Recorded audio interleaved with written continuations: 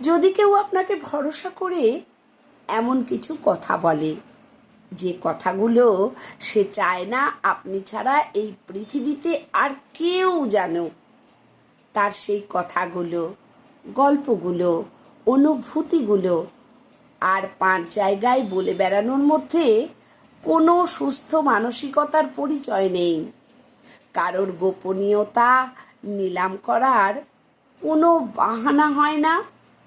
তা সে যতই আপনি নিজের কাছের লোকের কাছে বা বিশ্বস্ত মানুষের কাছে করুন না কেন, তা সে জানতে পারুক বা না পারুক, যে গোপন কক্ষে আপনাকে বিশ্বাস করে প্রবেশ করানো হয়েছে, সেই কক্ষের গোপনীয়তাকে সম্মান করতে শিখুন।